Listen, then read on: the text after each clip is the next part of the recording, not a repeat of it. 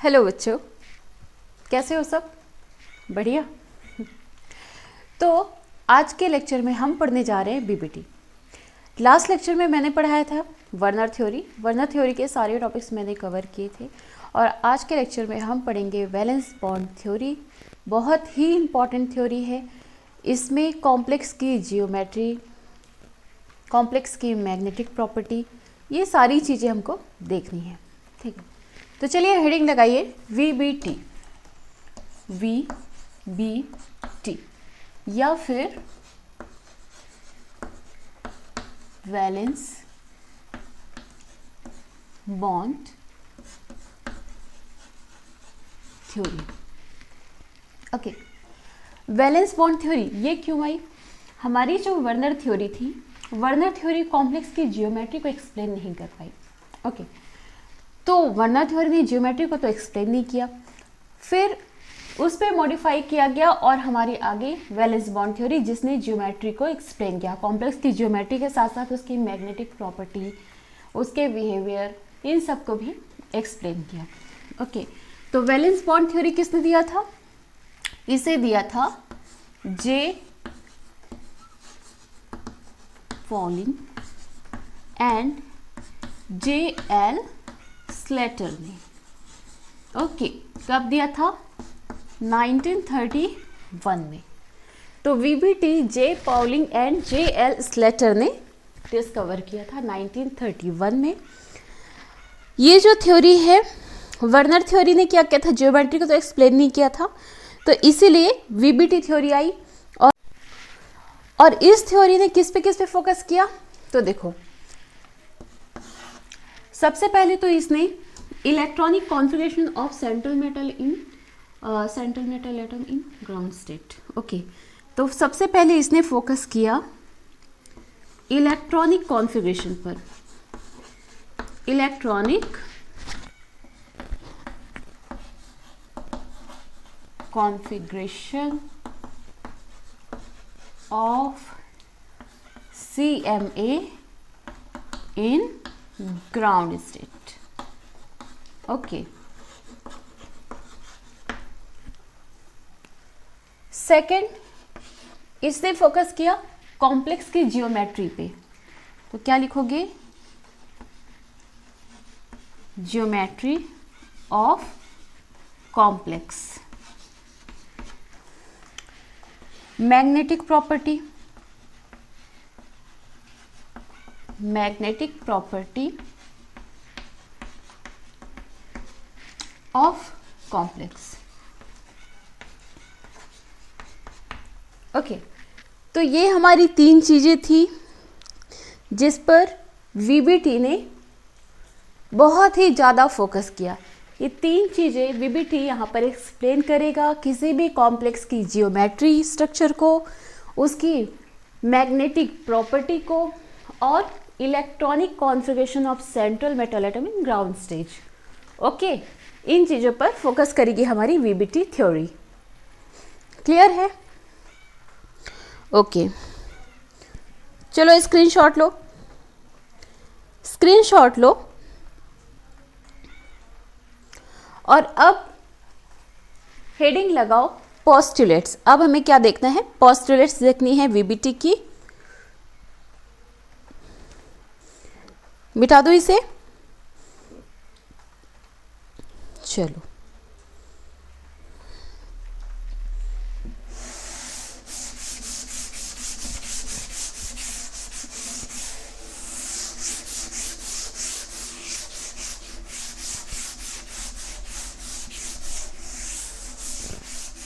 तो अब हेडिंग लगाओ पोस्टुलेट्स। पोस्टुलेट्स। ओके, तो फर्स्ट पोस्टुलेट्स लिखो।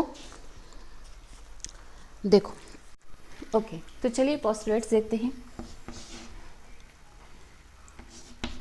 लिगेंड क्या होता है? लिगेंड में लोन पेयर होता है ना, ligand with lone pair. Lone pair. Okay, ligand में लोन पेयर होता है और जो हमारा CMA होता है, सेंट्रल मेटल एटम होता है, उसमें क्या होता है, वो तो हमारा वैकेंट होता है ना। यहाँ पर होगा हमारा लोन पेयर, और सी में क्या होता है, वैकेंट ऑर्बिटल। वैकेंट ऑर्बिटल सी में तो हमारा वैकेंट रहता है। तो यहाँ पर इलेक्ट्रॉन डोनेट कौन कर रहा है, जो लोन पेयर जिस पे है। लोन पेयर किस में है, लिगेंड पे है। लिगेंड पे लोन पेयर है, ये हुआ लिगेंड, ये हुआ मेटल। ओके, तो लिगेंड पे लोन पेयर है, ये क्या करता है, सेंट्रल मेटल एटम को डोनेट करता है और कोऑर्डिनेट बॉन्ड का फॉर्मेशन करता है। ठीक है, तो लिगेंड ने मेटल को क्या किया, इलेक्ट्रॉन दिया और कोऑर्डिनेट बॉन्ड बना लिया। यही पढ़ते आ रहे हैं हम, कोऑर्डिनेट बॉन्ड। सही है। तो फर्स्ट पोस्टुलेट तो इसका यही है कि जो लिगेंड होते हैं वो ओके, तो फर्स्ट पॉइंट हमारा क्या रहा कि जो लिगेंड विथ लोन पेयर होते हैं, मतलब कि लिगेंड जिसमें लोन पेयर इलेक्ट्रॉन होते हैं, वो क्या करते हैं, सेंट्रल मेटल एटम को जो वैकेंट ऑर्बिटल रहता है उसे इलेक्ट्रॉन डोनेट करते हैं और इलेक्ट्रॉन डोनेट करके कोऑर्डिनेट बॉन्ड का फॉर्मेशन करते हैं। Second postulates. ओके, तो सेकंड पॉइंट लिखो। सेकंड क्या होगा, vacant orbital. Vacant orbital of metal. Vacant orbital of metal should have equal energy. Equal energy. Okay, जितने भी हमारे वैकेंट ऑर्बिटल, मतलब सेंट्रल मेटल एटम के जो वैकेंट ऑर्बिटल होते हैं उनकी एनर्जी इक्वल होनी चाहिए। क्लियर है, उनकी एनर्जी इक्वल होनी चाहिए। स्क्रीनशॉट लो, स्क्रीनशॉट लो, या फिर कॉपी में लिख रहे हो तो लिखो जल्दी। हो गया, चलो थर्ड पॉइंट लिखो।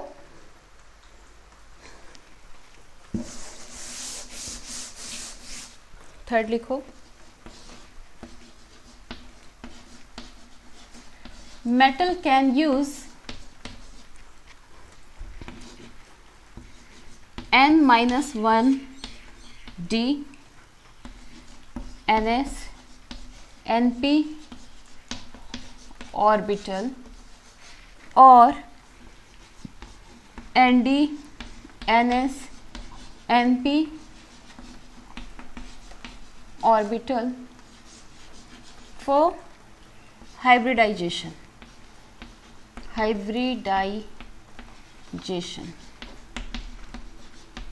वीबीटी के अंदर थर्ड थ्योरी, हाँ वीबीटी वैलेंस बॉन्ड थ्योरी के अंदर पोस्टुलेट्स का थर्ड पॉइंट क्या कहता है कि metal can use n-1 d ns np orbital और nd ns np orbital for hybridisation. Okay, तो कहने का मतलब ये है कि जो मेटल है वो हाइब्रिडाइजेशन में डी ऑर्बिटल, अंदर के जो डी ऑर्बिटल होते हैं, ओके, अंदर के डी ऑर्बिटल ns या np ऑर्बिटल का यूज कर सकता है हाइब्रिडाइजेशन में, या फिर वो बाहर के डी ऑर्बिटल s ऑर्बिटल और p ऑर्बिटल यूज कर सकता है हाइब्रिडाइजेशन के लिए। अभी अंदर के ऑर्बिटल और बाहर के ऑर्बिटल क्या मतलब है इसका, इसका स्क्रीनशॉट लो फिर बताती हूँ। स्क्रीनशॉट लो, हो गया, मिटाऊं इसको। चलो अब इसको देखो ना,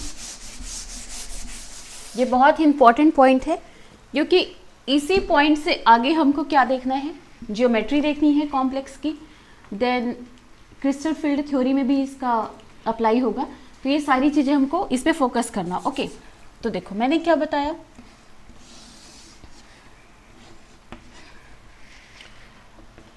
n-1 d ns np और nd ns np ऑर्बिटल्स। अगर मेटल हाइब्रिडाइजेशन में इसका यूज कर रहा है तो जो कॉम्प्लेक्स बनेंगे उसे बोलेंगे इनर क्या कहेंगे, inner orbital complex, inner orbital complex. मतलब समझ में आ रहा है? देखो NS सपोज ये आपका 4s है, ठीक है, NP ये आपका 4p है, N-1d, N क्या हो रहा है हमारे यहाँ 4, N इजिकल क्या है 4, ठीक है, तो 4 - 1d कितना आया 3d आया, 3d आया। तो कहने का मतलब यही है कि ये बात किसकी कर रहा है 3d की, ओके। और यहाँ पर बात हो रही है सपोज 4d, ओके। तो कहने का मतलब ओके, तो अगर ऑर्बिटल जो है d ऑर्बिटल अगर अंदर के ऑर्बिटल यूज हो रहे हैं, मतलब s तो चलो 4s हो गया 4p हो गया, लेकिन यहाँ पर d ऑर्बिटल किसका हो रहा है, अंदर के d ऑर्बिटल यूज हो रहे हैं, तो वो आपको होगा इनर ऑर्बिटल, ओके। तो उसे क्या कहेंगे इनर ऑर्बिटल कॉम्प्लेक्स। और यहीं पर अगर ND NS NP की बात हो रही है, अगर इस तरह के कॉम्प्लेक्स यूज हो रहे हैं, मतलब इस तरह के ऑर्बिटल यूज हो रहे हैं, जैसे कि NS सपोज ये आपका 4s है, ये आपका 4p है, ये आपका 4d है, क्लियर है। तो अगर इस तरह के ऑर्बिटल यूज हो रहे हैं सेम नंबर ऑफ शेल के, तो वो आपका होगा आउटर, यहाँ पर जो कॉम्प्लेक्स बनेंगे उसे बोलेंगे आउटर ऑर्बिटल कॉम्प्लेक्स। आ रही बात समझ में, ध्यान दो इसको। हाइब्रिडाइजेशन जब होगा और मेटल जो है, मेटल कुछ भी हो सकता है हमारा, कोबाल्ट हो सकता है, आयरन हो सकता है, निकिल हो सकता है, मतलब डी ब्लॉक का, डी ऑर्बिटल का कोई भी मेटल हो सकता है इस पे, ठीक है। तो जो डी ब्लॉक के एलिमेंट होते हैं, जाहिर सी बात है डी ब्लॉक के एलिमेंट ही तो हमारे मेटल है, तो ये जब हाइब्रिडाइजेशन करेंगे और हाइब्रिडाइजेशन में अगर अंदर के इनर के डी ऑर्बिटल यूज हो रहे हैं हाइब्रिडाइजेशन में, तो उसे क्या कहेंगे इनर ऑर्बिटल कॉम्प्लेक्स। और अगर हाइब्रिडाइजेशन में बाहर के डी ऑर्बिटल यूज हो रहे हैं तो उसे कहेंगे आउटर ऑर्बिटल कॉम्प्लेक्स, क्लियर है। अच्छा, एक और चीज इस पे नोट करो, ये जो इसे जो इनर ऑर्बिटल कॉम्प्लेक्स होते हैं ना, इसे लो स्पिन कॉम्प्लेक्स भी कहते हैं, लो spin complex, okay. Inner orbital complex को लो स्पिन कॉम्प्लेक्स भी कहा जाता है और आउटर ऑर्बिटल कॉम्प्लेक्स को हाई स्पिन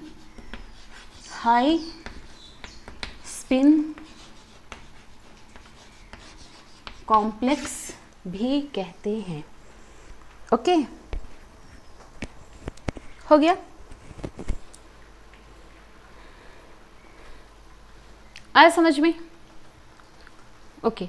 इस पॉइंट को फोकस करना ना, लो स्पिन कॉम्प्लेक्स और हाई स्पिन कॉम्प्लेक्स, क्योंकि वीबीटी के बाद देखो, वीबीटी के अंदर ही हमें ना ज्योमेट्री भी पढ़नी है अभी कॉम्प्लेक्स की, तो कॉम्प्लेक्स की जब ज्योमेट्री पढ़ेंगे नेक्स्ट लेक्चर में, तो वहां पर सबसे पहले ये पता होना चाहिए कि लो स्पिन कॉम्प्लेक्स क्या है, हाई स्पिन कॉम्प्लेक्स क्या है, इसी पर हमें बनाना है क्या, स्ट्रॉन्ग लिगेंड, वीक लिगेंड, उसको समझना है।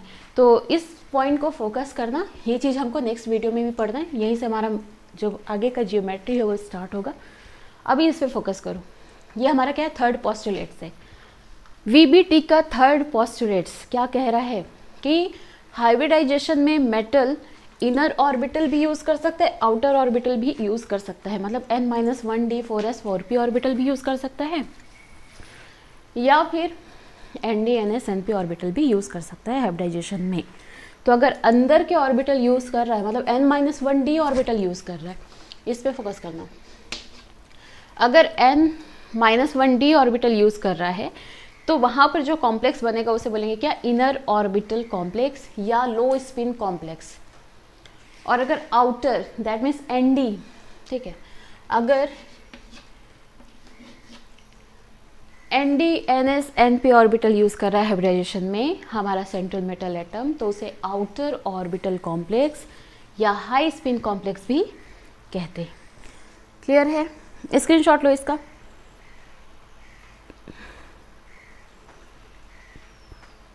हो गया, मिटाओ इसे, चलो।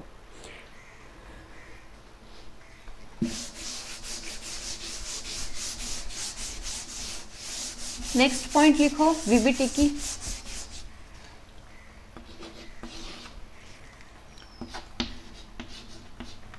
इट कैन एक्सप्लेन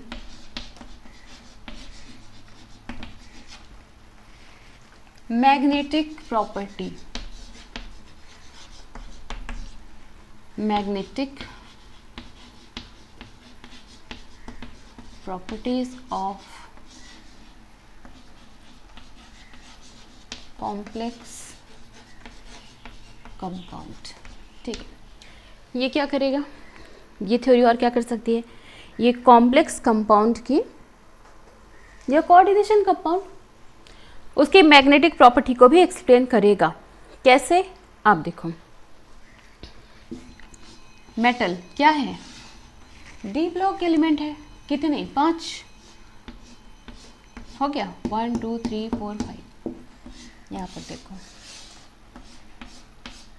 ओके, तो अगर ऑर्बिटल में, ठीक है, अगर ऑर्बिटल में आपके अनपेयर्ड इलेक्ट्रॉन है, अनपेयर्ड इलेक्ट्रॉन है, तो वो होगा आपका पैरामैग्नेटिक।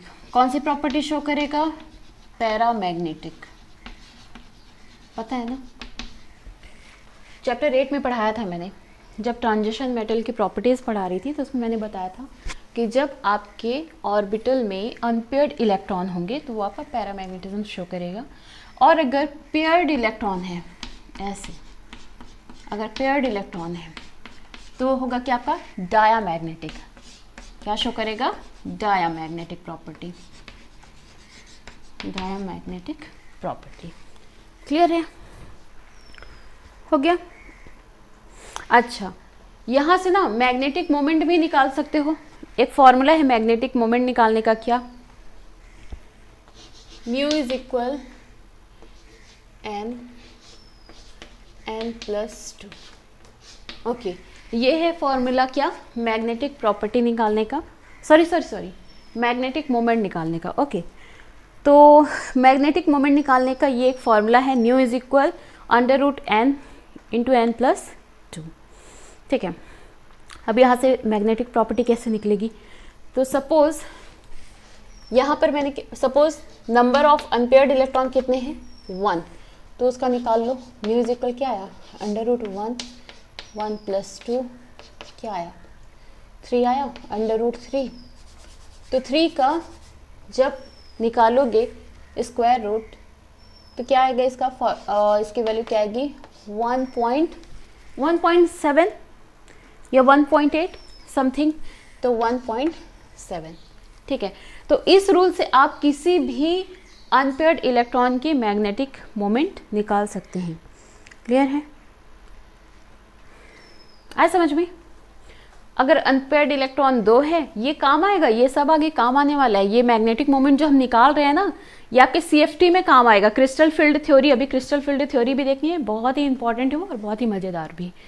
तो मैग्नेटिक मोमेंट निकालने के लिए ये आपका फॉर्मूला है, जितने आपके number of electron, number of unpaired electron होंगे उसको n की जगह रखना है और सॉल्व करोगे तो ये आपका निकल आएगा।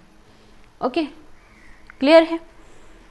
इसी तरह से और निकाल सकते हो। Suppose number of unpaired electron हमारे पास 2 है, वैल्यू रख दो, क्या होगा, mu is equal √2 2+2, mu is equal कितना आया, √8 आया। ठीक है, अब इसकी वैल्यू निकालोगे तो क्या आएगा, म्यू इज इक्वल √, ठीक है, 2 √2 की वैल्यू 1.44 रख के इंटू करके निकाल दोगे। ठीक है, तो वैल्यू क्या आएगी इसकी, इसकी वैल्यू आएगी 2.82 समथिंग। आया समझ में। तो ये फॉर्मूला है मैग्नेटिक मोमेंट निकालने का। क्लियर है, चलो मिटाऊं इसको। ओके, तो भाई ये तो थी हमारी क्या, VBT, वैलेंस बॉन्ड थ्योरी। अब वैलेंस बॉन्ड थ्योरी से ही हमें क्या निकालना है, जियोमेट्री निकालनी है कोऑर्डिनेशन कंपाउंड की। ओके, तो कोऑर्डिनेशन कंपाउंड की जियोमेट्री निकालने के लिए सबसे पहले हमें क्या समझना होगा, इनर ऑर्बिटल कॉम्प्लेक्स और आउटर ऑर्बिटल कॉम्प्लेक्स। ओके, यह भी हमने देखा। कॉम्प्लेक्स, दो तरह के, कौन कौन से? वीबीटी कंप्लीट हो गया ना, अब हमें जियोमेट्री पढ़नी है। तो जियोमेट्री देखने के लिए सबसे पहले ये समझो कि इनर ऑर्बिटल, आउटर ऑर्बिटल क्या होते हैं, एलएससी क्या है, एचएससी क्या है, स्ट्रॉन्ग लिगेंड क्या होते हैं, वीक लिगेंड क्या होते हैं, ये आज हम कवर कर लेते हैं। ओके, तो सबसे पहले आएगा आपका क्या, इनर ऑर्बिटल कॉम्प्लेक्स, और सेकंड क्या था, आउटर ऑर्बिटल कॉम्प्लेक्स। ओके, तो इनर ऑर्बिटल कॉम्प्लेक्स, इसमें जो आपके मेटल होंगे, metal like central metal atom, D block element, okay, तो वो हाइब्रिडाइजेशन में n-1d ns np ऑर्बिटल का यूज करेगा for the hybridisation. Okay, outer orbital की बात करें तो nd ns np, ठीक है। हाइब्रिडाइजेशन के लिए आउटर ऑर्बिटल जो कॉम्प्लेक्स होंगे वो nd ns np ऑर्बिटल का यूज करेंगे फॉर द हाइब्रिडाइजेशन। ओके, इसे और क्या कहते हैं, ये होता है आपका लो स्पिन कॉम्प्लेक्स, लो स्पिन कॉम्प्लेक्स, नाम से ही समझ में आ रहा है, स्पिन जो इसकी लो होगी, और ये होगी आपकी high spin complex, high spin complex. Clear है?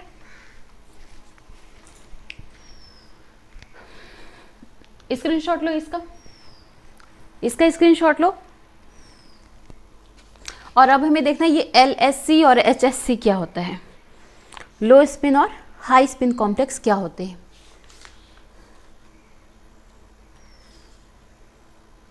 स्टार्ट करें, चलो मिटा दूं।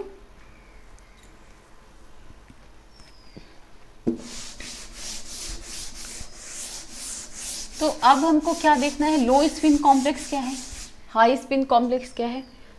तो LSC और HSC, इसे समझने के लिए ना सबसे पहले हमें जो लिगेंड है उसके स्ट्रेंथ को समझना होगा। ये लिगेंड की स्ट्रेंथ क्या होती है, ठीक है, need to understand strength of ligand, strength of ligand। Okay, तो ये जो आपके लिगेंड होंगे ना वो दो तरह के होंगे, एक तो होगा strong field ligand, strong field ligand, and second will be weak field ligand. नाम से ही समझ में आ रहा है, ऐसे लिगेंड जो बहुत ही स्ट्रॉन्ग फील्ड जनरेट करे वो आपका स्ट्रॉन्ग फील्ड लिगेंड होगा, और वीक फील्ड लिगेंड जो आपका वीक फील्ड जनरेट करे। ऑलराइट, ये क्या होते हैं ये अभी हम देखेंगे। इसका स्क्रीनशॉट लो, पहले इसका स्क्रीनशॉट ले लो। हो गया, चलो तो अब हेडिंग लगाओ strong ligand.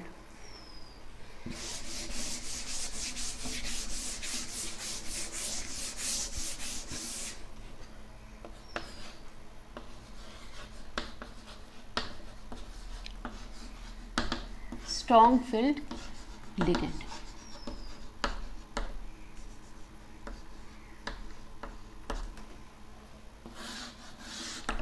Strong field ligand.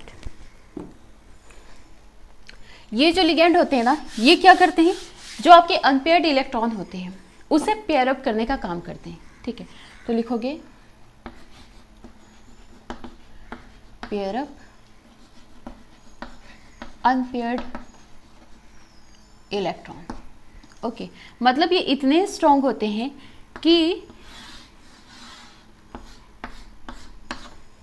ये देखो क्या है अभी इसमें अनपेयर्ड इलेक्ट्रॉन है,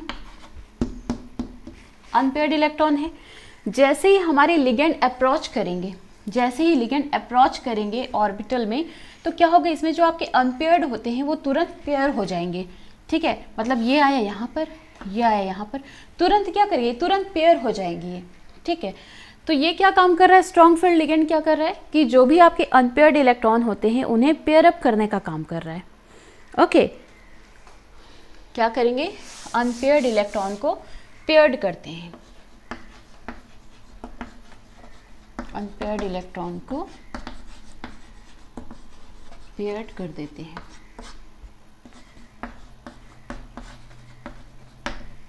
ओके, आया समझ में। ये स्ट्रॉन्ग फील्ड लिगेंड क्या है, strong field ligand that means जो अनपेयर्ड इलेक्ट्रॉन को पेयर्ड कर देंगे, ठीक है। जैसे कि एग्जाम्पल लिखो, अब इसका एग्जाम्पल लिखना होगा ना, कौन कौन से एग्जाम्पल होते हैं, चलो एग्जाम्पल लिखो। जैसे हुआ आपका कार्बन मोनोऑक्साइड, एग्जाम्पल यहाँ पर लिख लो, कार्बन मोनोऑक्साइड हुआ, ठीक है, Cn- हुआ, NH3 हुआ, ये सब क्या है, ये सब आपके स्ट्रॉन्ग लिगेंड होते हैं। क्लियर है, हो गया, अच्छा हो गया ये। चलो अब आते हैं हम क्या, वीक फील्ड लिगेंड पे। स्क्रीनशॉट ले लो इसका बेटा। सेकंड है आपका क्या, वीक फील्ड लिगेंड। ये क्या करेगा, उसका just opposite, can not pair up of unpaired electron. ये अनपेयर्ड इलेक्ट्रॉन को पेयर करने का काम नहीं करता, उसे पेयर नहीं कर सकता। तो लिखोगे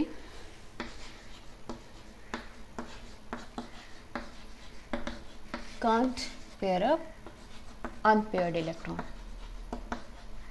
मतलब ये इतने वीक होते हैं कि अप्रोच करने पर लिगेंड अपनी जगह छोड़ता ही नहीं है। स्ट्रॉन्ग फील्ड लिगेंड समझो, ऐसे लिगेंड होते हैं कि जैसे ही वो आएंगे डी ऑर्बिटल के पास, अप्रोच करेंगे जैसे ही, तो जो अनपेयर्ड इलेक्ट्रॉन होते हैं वो तुरंत जाके पेयर्ड होंगे, उसके लिए जगह छोड़ देंगे कि अच्छा अच्छा हमारा लिगेंड आ रहा है, स्ट्रॉन्ग लिगेंड आ रहा है, तुरंत जगह छोड़ो उसके लिए। तो जो इलेक्ट्रॉन है वो तुरंत जंप करके क्या करेंगे, अनपेयर्ड के पास जाके उसको पेयर्ड कर देंगे और उसके लिए जगह छोड़ देंगे। लेकिन वीक लिगेंड के साथ ऐसा नहीं होता है। जब वो डी ऑर्बिटल में अप्रोच करता है ना, किसी इलेक्ट्रॉन को कोई फर्क नहीं पड़ता, कोई जगह नहीं देता है इसको। तो ये क्या करेगा, ये पेयर अप करेगा ही नहीं। अनपेयर्ड है तो अनपेयर्ड ही रहेगा, उसमें इलेक्ट्रॉन आपका पेयर नहीं होगा, अपनी जगह को छोड़कर दूसरे इलेक्ट्रॉन के पास जाकर वो पेयर नहीं करेगा। ओके, एग्जाम्पल लिखो, क्या क्या एग्जाम्पल होंगे इसके, चलो नीचे एग्जाम्पल लिख लो। H2O ये हमारा वीक लिगेंड होता है, F-Cl-I-, ये हमारे क्या है, ये सब हमारे वीक लिगेंड है। ओके, कोई फर्क नहीं पड़ता, लिगेंड आ रहा है, इलेक्ट्रॉन को कोई फर्क नहीं पड़ेगा, जहाँ है वैसे ही रहेगा। हो गया, ओके। तो ये तो हमने देख लिया, वीक फील्ड लिगेंड देख लिया, स्ट्रॉन्ग फील्ड लिगेंड देख लिया। अब भाई ये कैसे कनेक्टेड है LHC से और HHC से, तो अब हमें देखना है LSC। देखो, लो स्पिन कॉम्प्लेक्स, लो स्पिन कॉम्प्लेक्स किस में होता है, ये लो स्पिन कॉम्प्लेक्स किस में हुआ, अभी मैंने लिखवाया था क्या, इनर ऑर्बिटल में। मतलब कि ऐसे मेटल जो कॉम्प्लेक्स बनाने में, हाइब्रिडाइजेशन करने में N-1d मतलब कि अंदर के d ऑर्बिटल यूज करता है, ठीक है, अंदर के d ऑर्बिटल यूज करता है, उसे इनर ऑर्बिटल कॉम्प्लेक्स या LSC या लो स्पिन कॉम्प्लेक्स भी कहते हैं। क्यों कहते हैं, लो स्पिन कॉम्प्लेक्स नाम से समझ में आ रहा है कि इसमें जो इलेक्ट्रॉन की स्पिन है, इलेक्ट्रॉन की स्पिन कैसे होगी, लो हो जाएगी, ठीक है। तो ये क्या करता है, यहाँ पर इलेक्ट्रॉन की स्पिन के बारे में बता रहा है भाई कि यहाँ पर जैसे ही इलेक्ट्रॉन पेयर होता है उसकी स्पिन लो हो जाती है। This is a common thing ना, जब तक इलेक्ट्रॉन अकेला है तब तक कोई दिक्कत नहीं है भाई, अकेला इलेक्ट्रॉन कहीं भी जा सकता है, फ्री है कहीं भी आने जाने के लिए, ठीक है। लेकिन जैसे ही इसके साथ दूसरा इलेक्ट्रॉन आता है, पेयर हो गया, तो अब क्या है, अब तो भाई ये तो मजबूर है, जैसा ये करेगा वैसा ये करेगा। कहने का मतलब कि अब ये उतना फ्री नहीं है जैसे पहले था, अकेला है कहीं भी आ जा सकता है, लेकिन जैसे ही पेयर्ड हुआ अब तो पॉसिबल ही नहीं ना कि कहीं भी जाके जंप करके चला गया। ओके, तो ये क्या करता है, जैसे ही दूसरे इलेक्ट्रॉन होता है इसकी स्पिन को कम कर देता है। मतलब कि जैसे ही पेयर्ड होते हैं, अनपेयर्ड इलेक्ट्रॉन जैसे ही पेयर्ड होते हैं स्पिन जो होती है लो हो जाती है। ठीक है, तो अभी मैंने क्या कहा, इससे पहले मैंने क्या बताया था कि जो स्ट्रॉन्ग लिगेंड होते हैं, स्ट्रॉन्ग लिगेंड, ठीक, जैसे मान लो ये है हमारा स्ट्रॉन्ग लिगेंड। ओके, ये हमारा डी ऑर्बिटल हुआ, 3 4 5 6, सपोज 6 इलेक्ट्रॉन हमारे पास है। ठीक है, जैसे ही साइनाइड मतलब Cn जो है ये लिगेंड है, स्ट्रॉन्ग लिगेंड, इसने जैसे ही अप्रोच किया इस लिगेंड में तो क्या होगा, ये तो भाई स्ट्रॉन्ग लिगेंड है ना, इसको तो भागना पड़ेगा अपनी जगह से, इसको तो अब भागना पड़ेगा ना, जाना पड़ेगा, अरे भाई किसके पास जाऊँ किसके पास छुपूँ, क्योंकि स्ट्रॉन्ग लिगेंड आया है, ये अप्रोच कर रहा है तो ये क्या करेगा, इसके लिए जगह देगा, तो ये तुरंत जम करके इसके पास भागेगा, ये वाला जम करके इसके पास भागेगा। जब तक अकेला था इसकी स्पिन हाई थी, तब एकदम स्पिन एकदम तेज थी इसकी, एकदम हाई थी, एकदम फ्री था कहीं भी आने जाने के लिए, लेकिन जैसे ही स्ट्रॉन्ग लिगेंड आया ये पेयर अप हो गया, जो अनपेयर्ड इलेक्ट्रॉन थे वो क्या हो गए, पेयर्ड हो गए। अब देखो ये जंप करके यहाँ पर आया, इसके साथ पेयर्ड हुआ, ये इसके साथ आया, यहाँ पर पेयर्ड हुआ, 2 ऑर्बिटल खाली हो गए। तो ये जो 2 ऑर्बिटल खाली हुए किसके लिए, Cn माइनस के लिए हुए। तो जैसे ही ये पेयर हुए वैसे इसकी स्पिन क्या हो गई, कम हो गई, इनकी जो स्पिनिंग थी वो कैसी हो गई, लो हो गई। तो अब आई बात समझ में कि स्ट्रॉन्ग लिगेंड जहाँ पर होगा वहाँ पर इलेक्ट्रॉन की जो स्पिन होगी, इलेक्ट्रॉन की स्पिन, स्पिन मतलब चक्रण, घूमना, इलेक्ट्रॉन का जो घूमना होता है चक्रण जिसको बोलते हैं, तो इलेक्ट्रॉन की स्पिन क्या हो जाएगी, कम होगी, इलेक्ट्रॉन की स्पिन कम होगी। कब, लिगेंड आपका स्ट्रॉन्ग, जहाँ पर स्पिन कम है इसका मतलब लिगेंड वहाँ पर स्ट्रॉन्ग है। आई बात समझ में। तो LSC का मतलब क्या होता है कि ये एक दूसरे के स्पिन को कम कर देते हैं, यहाँ पर स्पिन कम हो जाएगी इलेक्ट्रॉन की, और इलेक्ट्रॉन की स्पिन कम कब होगी, जब यहाँ पर कोई स्ट्रॉन्ग लिगेंड आएगा। आई बात समझ में, ठीक है। चलो अच्छा, अब इनर ऑर्बिटल कॉम्प्लेक्स कैसे होगा, यहीं पर सब कुछ एक दूसरे से इंटरकनेक्टेड है। देखो स्ट्रॉन्ग लिगेंड देन LSC, और यहीं पर इनर ऑर्बिटल कॉम्प्लेक्स भी देखना है। इनर ऑर्बिटल कॉम्प्लेक्स कैसे हुआ, अब तो इनर ऑर्बिटल कॉम्प्लेक्स देखो कैसे हुआ, यहाँ पर आपका 4s, यहाँ पर आपका 4p, ठीक है, ये तो पेयर अप हो गया। अब लिगेंड क्या कर रहे हैं, बाहर के, मतलब कि 4s 4p 4d नहीं, ये आपका 3d है, ये 4s है, ये 4p है। तो जब यहाँ स्ट्रॉन्ग लिगेंड के आते ही d ऑर्बिटल के पास इसे जगह मिल गई तो दूसरे d ऑर्बिटल के पास तो जाएगा नहीं, दैट मीन्स 4d से तो इलेक्ट्रॉन लेगा नहीं, 4d के साथ वो पेयर अप तो करेगा नहीं, हाइब्रिडाइजेशन तो करेगा नहीं, वो अंदर के ऑर्बिटल ले रहा है, d के, मैं d की बात कर रही हूँ, अंदर के d ऑर्बिटल को क्या कर रहा है, हाइब्रिडाइजेशन में यूज कर रहा है। ठीक है, तो इसीलिए यहाँ पर जो कॉम्प्लेक्स बनेगा उसे बोलेंगे क्या, इनर ऑर्बिटल कॉम्प्लेक्स। चलो एग्जाम्पल देख लो एक, ये लो स्पिन समझ में आया ना, लो स्पिन क्या होगा, जब कोई स्ट्रॉन्ग लिगेंड आएगा तो जो अनपेयर्ड इलेक्ट्रॉन होंगे वो पेयर्ड हो जाएंगे, और जब अनपेयर्ड इलेक्ट्रॉन पेयर होंगे तो वो एक दूसरे की स्पिन को कम कर देंगे, वही होता है आपका लो स्पिन कॉम्प्लेक्स। और इसी में आपको देखना है क्या, inner orbital complex, inner orbital complex. Okay चलो देखते हैं, एक एग्जाम्पल लेते हैं यहाँ पर, FeCN का होल 6, कितना है यहाँ पर, -4, ठीक है, -4। ओके चलो अब ये बताओ Fe का इसमें ऑक्सीडेशन स्टेज क्या है, पहले Fe का ऑक्सीडेशन स्टेज बताओ। ओवरऑल का कितना है, -4 है, Cn क्या होता है इसमें, माइनस का 1 6 है, तो टोटल कितने हुए, -6 हुए। इसका निकालना है, निकाल दो, x -6 इज इक्वल -4, तो x is equal -4 + 6, x is equal कितना आया, 2 आया, तो Fe का ऑक्सीडेशन नंबर कितना आया, प्लस का 2, +2। क्लियर है? चलो अब यहाँ पर देखो Fe का ऑक्सीडेशन नंबर एटॉमिक नंबर कितना होता है 26, मतलब ये लिया ऑर्गन, कितना हुआ 18 हुआ। उसके बाद लिया 3D, फिर 4s। सबसे पहले पढ़े हो ना इसको, डी ब्लॉक एलिमेंट पढ़ाया तो था, उसमें क्या बताया था कि सबसे पहले इलेक्ट्रॉन जो है वो बाहर के शेल में भरेंगे। तो बाहर यहाँ पर 2 कंप्लीट हुआ, कितने बचे 18 2 20 6 26। ठीक है, क्लियर है? ओके।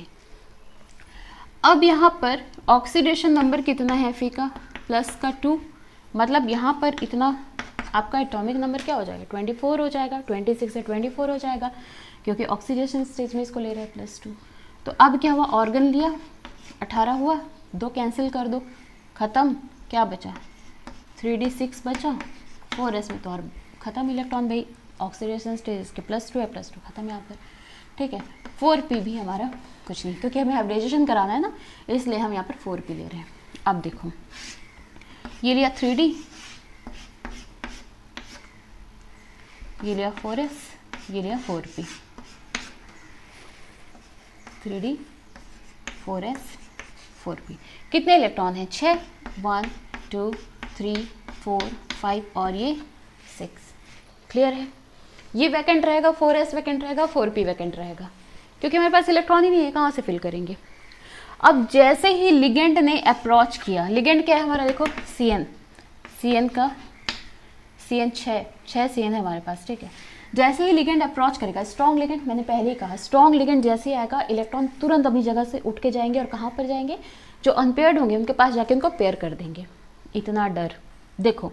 तो जैसे ही साइनाइड ने CN- ने अप्रोच किया, स्ट्रॉन्ग लिगेंड ने अप्रोच किया, तुरंत ऑर्बिटल खाली होगा, ये जंप करके इसके पास आया, ये जंप करके इसके पास आया, आ गया। क्या बचा, नीचे का दिख रहा है क्या, नहीं दिख रहा है, इधर देखो। तो जैसे ही CN ने अप्रोच किया, ये पेयर हो गए,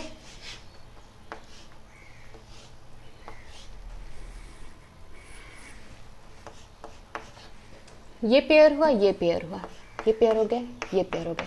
कितने बचे, 2 खाली हुए, 2 ऑर्बिटल खाली हुआ। ठीक है, यहाँ पर ये 4s के लिए और ये 4p के लिए।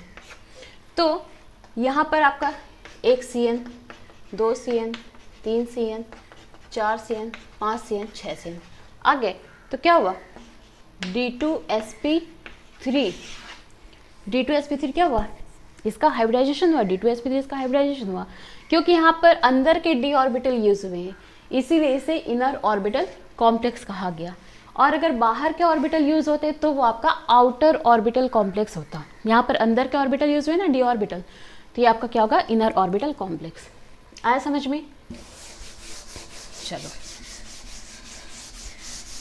अब देखो HSC हाई स्पिन कॉम्प्लेक्स लिख लो, सेकंड है हाई स्पिन कॉम्प्लेक्स। नाम से ही समझ में आ रहा है कि यहाँ पर जो इलेक्ट्रॉन की स्पिन होगी वो कैसे होगी, हाई होगी। इलेक्ट्रॉन की स्पिन यहाँ पर हाई होगी। ओके, और इसमें आपके अनपेयर्ड इलेक्ट्रॉन ही प्रेजेंट रहेंगे। क्लियर है? LHC में क्या होता था कि जो अनपेयर इलेक्ट्रॉन होते थे, is a high spin complex. High spin complex मतलब कि जो ऐसे लिगेंड होंगे, कौन सा लिगेंड होगा, वीक लिगेंड होगा, वीक लिगेंड होगा जो अनपेयर्ड इलेक्ट्रॉन को पेयर नहीं कर सकता। मतलब यहाँ पर स्पिन हाई होगी, मतलब इलेक्ट्रॉन हमारे सिंगल सिंगल है। ठीक है, सिंगल सिंगल इलेक्ट्रॉन फ्री है, कहीं भी आने जाने के लिए फ्री है। वो क्या करेगा, स्पिन उसकी हाई रहेगा, वीक लिगेंड उसको अप्रोच करेगा, लेकिन लिगेंड अपनी जो इलेक्ट्रॉन है वो अपनी जगह से नहीं हिलेगा, कोई फर्क ही नहीं पड़ता, वीक लिगेंड है। ठीक है, चलो एग्जाम्पल देख लो एक। अच्छा, इसे और क्या बोलते हैं, आउटर कॉम्प्लेक्स भी बोला जाता है, आउटर ऑर्बिटल कॉम्प्लेक्स भी बोला जाता है। तो यहाँ पर आउटर ऑर्बिटल कॉम्प्लेक्स क्यों कहा जाता है ये समझो। ये हुआ FeS2 6। ठीक है, चलो तो सेम वही Fe26, ये लिया ऑर्गन 3D 4s का 2, इसका 6, ठीक है। यहाँ पर ऑक्सीडेशन नंबर आयरन का होगा +3, तो इसका जब +3 लेंगे तो ये कितना हो जाएगा, 23 हो जाएगा, ठीक है। ये लिया ऑर्गन, 3 इलेक्ट्रॉन यहाँ से गैप करो, क्या आया, 3d5 आया, ओके 3d5 आया। चलो ये देखो नीचे का दिख रहा है ना।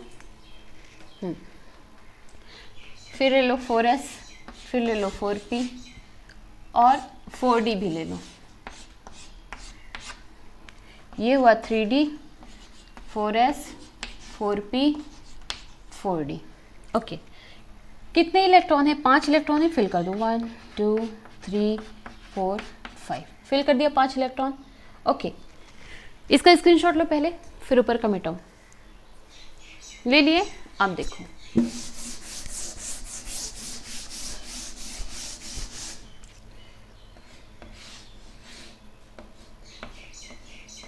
ये हमारा 3d, ये है 4s, ये है 4p और ये है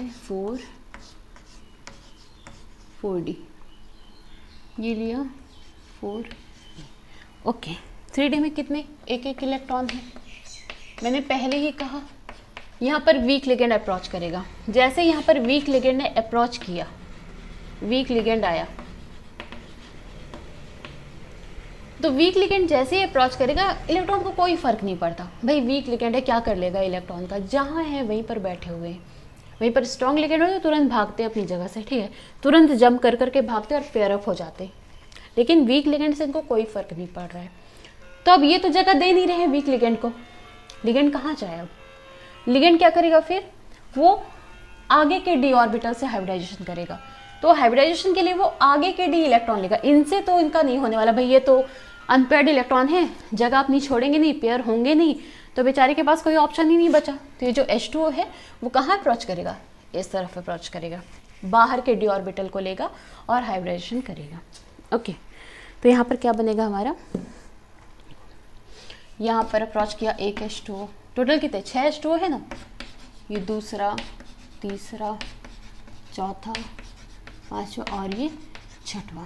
आगे 6 लिगेंड आगे के ऑर्बिटल में, आगे कितना हुआ, S का 1, P का 3 और D का 2। तो हाइब्रिडाइजेशन क्या हुआ, sp3d2, बाहर का डी ऑर्बिटल इसने यूज किया हाइब्रिडाइजेशन में, इसीलिए इसे कहेंगे क्या, आउटर कॉम्प्लेक्स कंपाउंड। ये क्या है हमारा, आउटर ऑर्बिटल लिखना है, आउटर ऑर्बिटल कॉम्प्लेक्स, क्या कहेंगे, आउटर ऑर्बिटल कॉम्प्लेक्स। क्लियर है। तो ये तो था आज का लेक्चर, जिसमें वीबीटी थ्योरी को हमने कवर किया। उसके बाद एलएससी क्या है, एचएससी क्या है, इनर ऑर्बिटल कॉम्प्लेक्स कैसे बन रहे हैं, आउटर ऑर्बिटल कॉम्प्लेक्स कैसे बन रहे हैं, वीक लिगेंड क्या यहाँ पर पेयरअप कर रहा है, नहीं कर रहा है, स्ट्रॉन्ग लिगेंड कैसे पेयरअप कर रहा है, स्ट्रॉन्ग लिगेंड स्पिन को कैसे इफेक्ट कर रहा है, वीक लिगेंड स्पिन को कैसे इफेक्ट कर रहा है, ये चीज़ें हमने यहाँ पर देखी। अब हमें आगे क्या देखना है, ज्योमेट्री देखना है। वीबीटी थ्योरी के अंदर ही आपके कॉम्प्लेक्स की ज्योमेट्री आएगी। तो नेक्स्ट लेक्चर में हम ज्योमेट्री कवर करेंगे, और तब तक इसके नोट्स बनाओ, इसे अच्छे से रिवाइज करो, पढ़ते रहो, खुश रहो, सेफ रहो।